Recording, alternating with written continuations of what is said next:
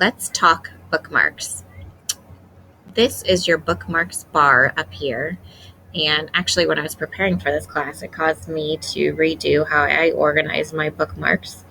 I just got to thinking of it more. Before this, I used to have all these little tiny icons all across this bar. And I decided to leave some of the icons out. Like this is the St. Paul website. This is Chase. This is Google Cloud Print. These are things that I go to almost daily. So I like them hanging out. This is the lab sign out. But then I put everything else in folders up here so they're easy to access. I know a lot of times our bookmarks can get out of control, so it'd be good to take some time to organize them, especially because they're linked among all of wherever you sign into Chrome browser, you'll be able to get to your bookmarks.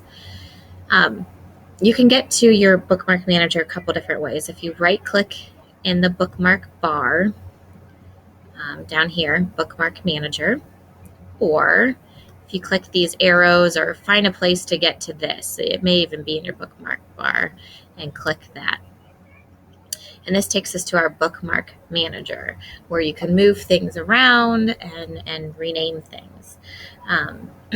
This is where I spent the time kind of making the folders and putting things where they belonged when I decided to redo them all. Let's take a step back and talk about how you can bookmark in the first place. So I'm just going to go to Dogo News, which is a current event site for kids. And I'm going to bookmark the site. To bookmark, you just click this yellow star, and this is the most important part. You're going to give it a name. Notice this is pretty long. Dogo News, kids news articles, kids current events. I don't need all of that. I can just change it to Dogo News. And then it's asking me which folder I want to put it in. I could choose another folder. It just picks my most popular folders. Or I could choose just to put it on the bookmark bar itself. Now, you didn't see it show up here because my real estate is taken. So if I click this little more arrows, here it is. And if I want to drag it, I just click and I can drag it to anywhere I want, or I could even drop it in a folder. If I decide to change the name later on, you just right click on it, edit, and you can change the name. You can move it to a different folder, all those kinds of things.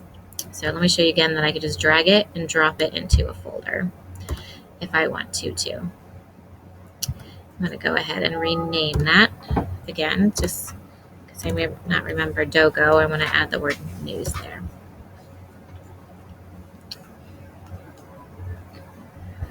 Let's go back to the bookmark manager and just make sure you understand about creating a folder.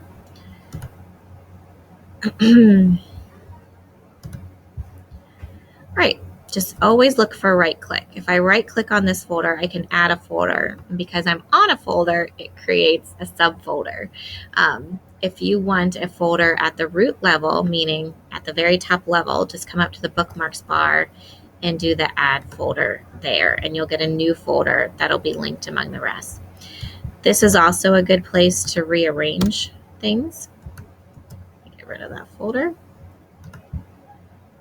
Get rid of that folder. Once again, I'm just right clicking to get those options.